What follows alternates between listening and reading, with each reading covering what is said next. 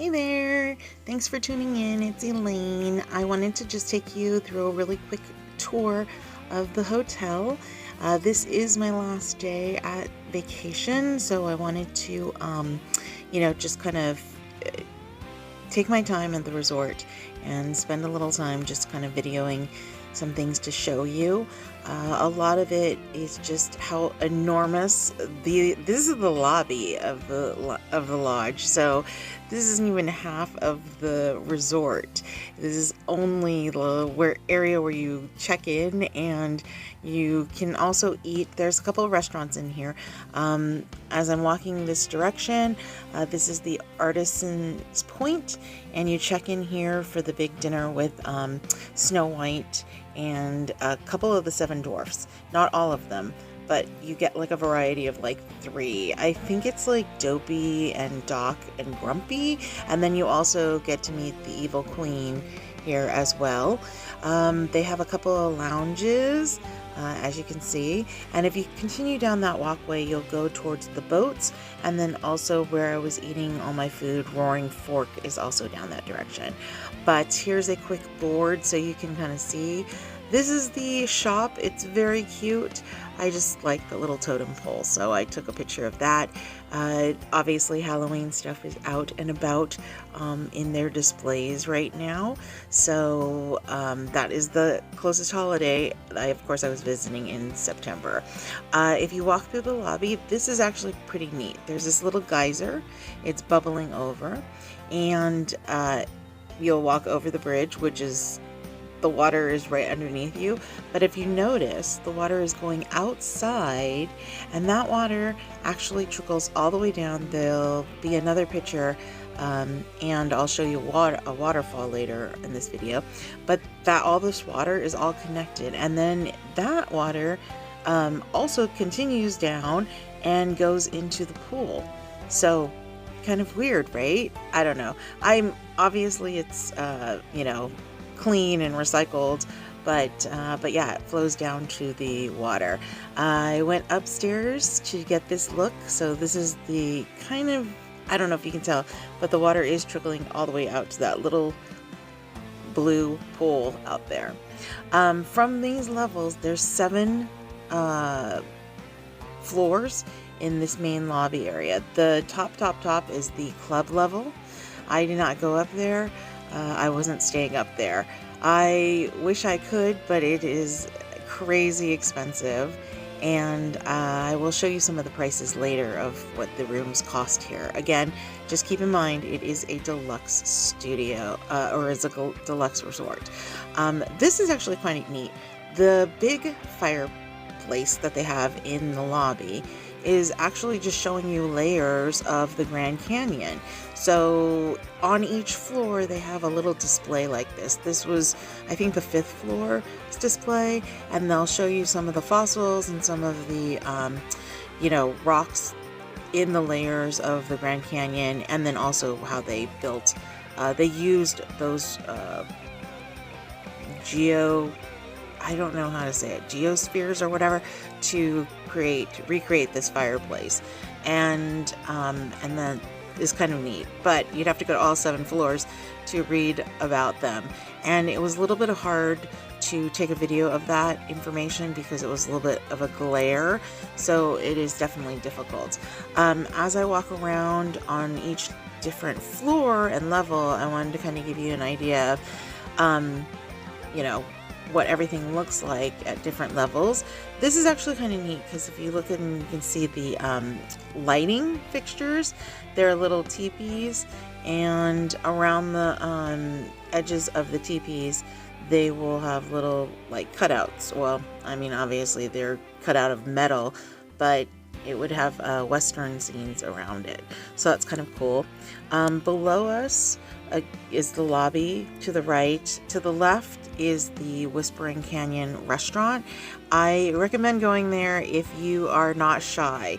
If you are a person that's kind of shy and you just want to eat, I would definitely say don't go to Whispering Cafe. The food is amazingly good, but it is a restaurant where they are very loud, opposite of the Whispering Canyon part. So also on these levels, you can find little places, and those fireplaces are not just like a picture. It's an actual working fireplace. There's heat coming from there. And I'm like, I don't even know why you'd have them going. It is so hot. I mean, obviously this place is air conditioned inside, but it seems a little weird that they would have the fireplaces going, but they do.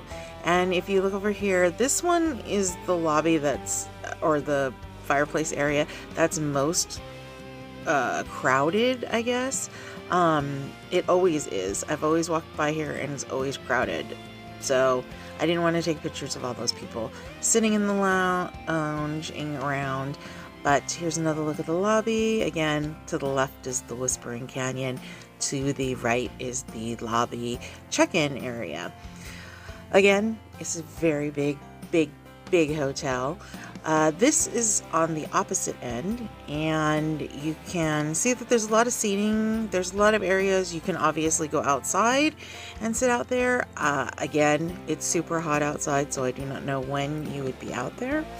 And let's take another look at the lobby. I'm going towards the lobby again. Oh, now I'm outside. And this is nature. Yeah, these are not animatronics. These are actual animals that live on the Disney property, and occasionally you can see them when walking around the resort if you're outside. Here is a look from the pool area, and this is how big the resort is. It's super large. Again, this is only the pool area, and I'm going to walk back up towards the lobby area. And here's that waterfall that I was talking to you about, that the water from the lobby actually trickles into this waterfall area. And as I'm walking back to the lobby, you can see that I'm going to cross a bridge, and underneath me, that's the water, same water. It's trickling down, and to the right, it is going towards the pool. And it actually goes into the pool area. So it's super interesting, but that water from the lobby goes all the way down to the pool. This area is where you pick up the ferry to go to Magic Kingdom. And at first I was not a fan of this, picking up the water taxi. It's about a 10-minute ride over there, and it actually is nice. And the reason why, there's not very many people that use the water taxi. So there is also a bus that you can take from this place to, the Magic Kingdom if you want to. But I would actually recommend taking the water taxi. And definitely when you're coming back from the park to the hotel, go to the ferry, because when you're leaving, especially if you're leaving after fireworks or the nighttime, whatever, it is super busy, it is super crazy, it is hard to get to the buses. The ferries drop you off right in the front of the park, so it is the easiest to get to. Again, it's a 10-minute, ferry ride to Magic Kingdom, and then it's 10 minutes back, and it is actually really convenient. Again, the ferries, the water taxis, they get you the closest to the gates, so I would definitely recommend doing that. And that is one of the treats of staying at the Wilderness Lodge.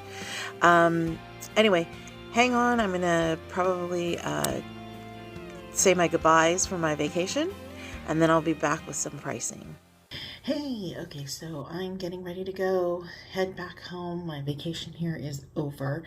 I'm kind of in a weird situation because I wanted to not have the camera jiggling, and the table was the most stable, but the chair was kind of weird. Anyway, I am getting ready to head across the country, get back. Vacation, like I said, is over. I'm a little sad because I got my I gotta go pick up my fur baby, and he had a little bit of an accident at the boarding place. He licked his paw, and he tore his paw pad. So they have a vet tech that has been taking care of it and looking at it and cleaning it and bandaging it up. He's actually in the cone of shame. So if you've seen some of my posts, you will have seen him in the cone of shame. But I am going to be picking him up as soon as possible and then taking him over to his vet to kind of get that all straightened out and fixed. Oh, poor guy. But yeah, so I'm in for a day of traveling across the country, and I had a really good time. I know I didn't post a lot of content, or I didn't take a lot of content. I will post a lot when I get back to California, but I didn't get a chance to take a lot of videos because I did have friends with me and I didn't want to spoil vacation time with them. So again, I filmed and I took photos of what I could, and I'll splice it all together for you later. Let's see what else. I'm sad. I do have to go back to my house and my regular life now. No more vacation. So we'll see what happens. I'll be back here hopefully next year.